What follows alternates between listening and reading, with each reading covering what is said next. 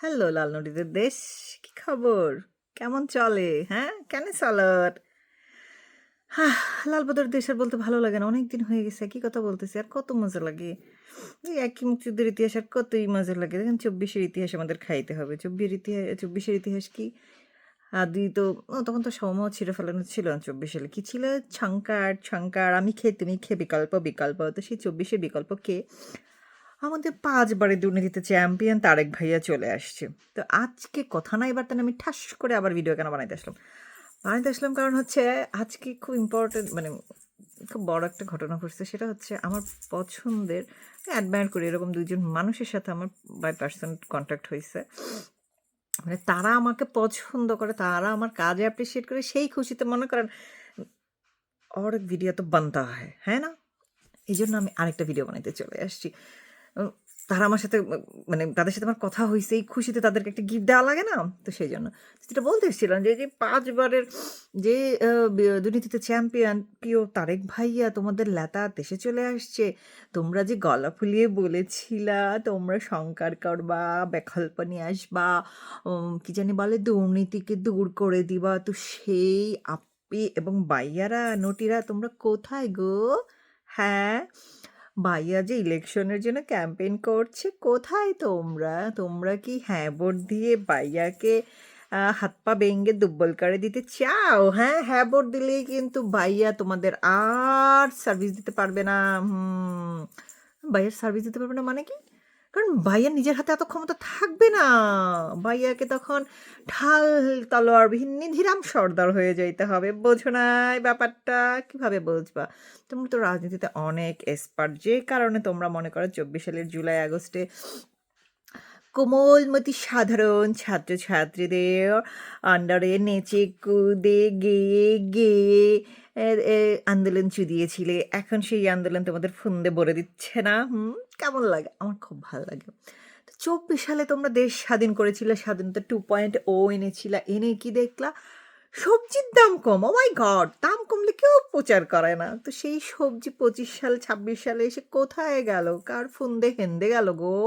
এখন তোমরা যে সবজি, সস্তা সবজি রেন্দে খাওয়ার জন্য ঘ্যাস পাচ্ছ না। ঘ্যাস, যে ঘ্যাস শেখ হাসিনা পাইপ দিয়ে ইন্ডিয়াতে দিয়ে দিচ্ছিল। যে কারণে ইন্ডিয়াতে গ্যাস দিয়ে দেখে বাংলাদেশে গ্যাসের দাম বেশি। সেই গ্যাসের পাইপলাইন আবিষ্কার করেছিল বলে কি জানি এটার নাম? সাগররুনি দেখে ফেলেছিল। সেইজন্য সাগররুনি মার্ডার হয়ে গেছে। ওহ মাই গড! তো এখন সেই পাইপলাইনটা কোথায়? তোমাদের মায়ের ফন্দে? না তোমাদের নিজেদের ফন্দে ঢুকে গিয়েছে সেই গ্যাসের পাইপলাইন যেটা দিয়ে ইন্ডিয়াতে গ্যাস চলে যাচ্ছে? হ্যাঁ? এখন তোমাদের ঘ্যাস নাই কেন? সস্তা সবজি রান্না করে খাওয়ার ঘ্যাস পাচ্ছ না নটিরা? খানকি চুদিগুলো আসছে রাজনীতি চোদাইতে। নিজের ঘরের বাজার কি আছে কইতে পারে না। পোলাপান কি আকাম কুকাম কইরা বেড়ায় কইতে পারে না। পোলাপানের বাল কয়টা কইতে পারে না। হ্যাঁ আসছে রাজনীতিতে নাক গলাইতে। এই ভুসকি চুদিগুলা। রাজনীতির কি বুঝোস তোরা, হ্যাঁ? এত বুঝোস দেখেই তো সওয়ালা দিত নেতা। না লাদি যখন বলে যে সৌম্য ছিঁড়া ফেলাইতে হবে তখন তোদের উপর নিচে ভিজে যায়, তাই না? জামাই তো কালা পারে না, তাহসান ভাইয়ার মতো। সেই জন্য তোদের সব্বলাদের এসব কথা পছন্দ। বয়স হইছে তো। তো জামাইরা পারে না, তোরাও পারস না। এখন কি করবি? লাদির এসব কথা শুনবি, তারপর লাদির চত্বরে যাবি, গিয়ে এসব চিল্লাফাল্লা করবি। করে কি লাভ হবে? লাভ হবে আমার দনটা। হাহ, কি হইল? মানে যে মানুষের নিজস্ব কোনো পরিচয় নাই, নিজের কোনো আইডেন্টিটি নেই, কিচ্ছু নাই।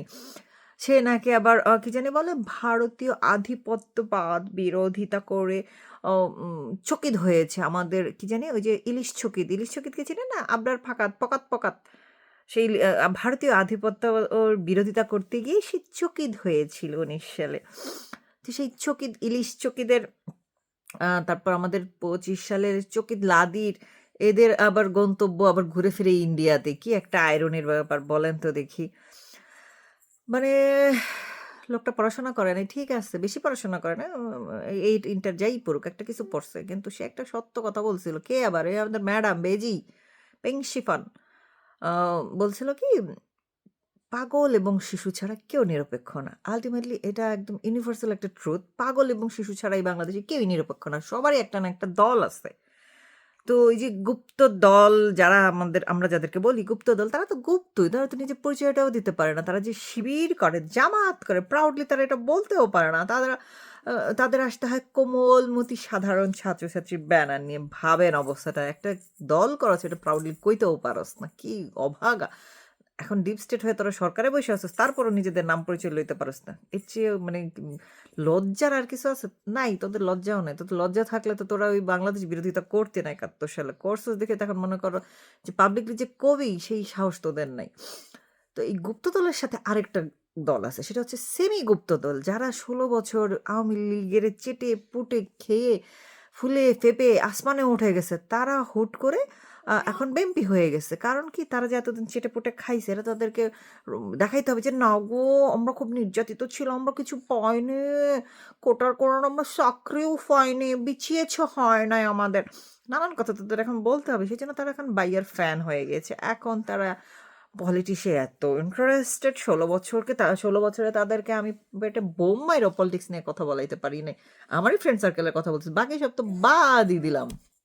দেখতে ভালোই লাগে এদের এই হিপোক্রেসির যে মানে হিপোক্রেট হয়ে যে তাদের ফেসটা যে শো করতেছে, এটা ভালো লাগে। কেন? ৫ই আগস্ট না আসলে কিন্তু আমরা এটা জানতে পারতাম না। আমার এই কারণে ৫ই আগস্ট এত পছন্দের, এত ভালোবাসি আমি ৫ই আগস্টকে।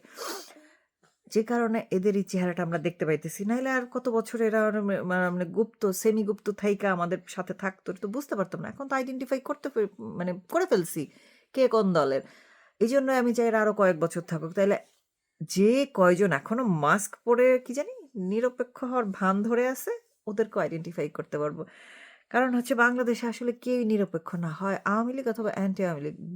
অন্য দল বলে আমি কিছু বুঝি না। আওয়ামী লীগ যে করে না সেই অ্যান্টি আওয়ামী লীগ, এটাই হয়েছে নিয়ম।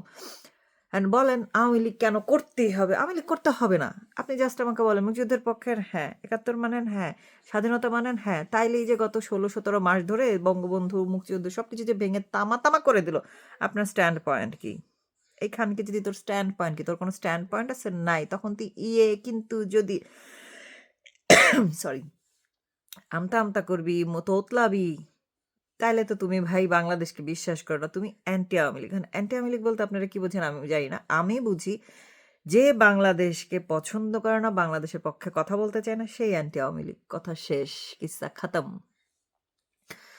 বাংলাদেশের পক্ষে যে থাকবে না, এবং বাংলাদেশের পক্ষে যদি থাকো তাইলে তোমাকে বলতে হবে বঙ্গবন্ধু জাতির পিতা, বঙ্গবন্ধু বলতে হবে, মুক্তিযুদ্ধকে মানতে হবে, জামাত শিবিরকে প্রকাশ্যে যুদ্ধাপরাধী, ওয়ার ক্রিমিনাল বলতে হবে ইন্টারন্যাশনাল ল অনুযায়ী। তাইলে বুঝবো যে না, তুমি লিটারালি বাংলাদেশের পক্ষে আছো। কিন্তু তুমি আবার বলবে বাংলাদেশের পক্ষে, কিন্তু জামাত শিবিরের কোনো ভুল নাই, ওরা অনেক টর্চার্ড হয়েছে, দাড়ি টুপি দেখলেই বাংলাদেশে এদের নির্যাতন করা হয়। তো বাইরা এই যে কেরানীগঞ্জে যে রুমিরা যাইতেছে মাদ্রাসা ভাড়া নিয়ে বোম বানাইতেছে, ফরিদপুরে দেখলাম স্কুলের ব্যাগের মধ্যে রিমোট কন্ট্রোল ওলা বোম পাওয়া গেছে। ও মাই গড, বাংলাদেশ অনেক আগায় গেছে। নুনুস বলছিল না আমরা বিশ্বের কাছে যাব না, বিশ্ব আমাদের কাছে আসবে। হ্যাঁ, বিশ্ব তোমাদের কাছে আসবে। ওই যে পাকিস্তান থেকে তোমরা বিমান কিনতেছ, বিমান না কিনতেছ না কিনতেছে ভুলে গেলাম তো, বাল শাল ওরা ইন্ডিয়া বয়কট, ইন্ডিয়া বয়কট বলে আবার ইন্ডিয়ার সাথে যে বিজনেস করা হয় না, মানে দুইটা প্যাচ লাগিয়ে যাইতেছে গা। কারণ মানে আমরা তো তোমাদের ট্র্যাক করতে পারতেছি না। তোমরা মুখে বলো এক কথা, উপর দিয়ে আরেক দিক দিয়ে বলো আরেক কথা। বলো ২৬ লাখ ভারতীয় বাংলাদেশে চাকরি করে, সেদিক দিয়ে জয়শঙ্করের সামনে গিয়ে বলো যে স্যার পায়ে ধরি, ভুল হয়ে গেছে। আমাদের আসিফ নজরুল, তাকে নাকি সর্বাধিক সাইবার বুলিং করা হয়েছে বাংলাদেশে। ও মাই গড, তুই তো শালার একটা দেশদ্রোহী, তুই দেশের শত্রু।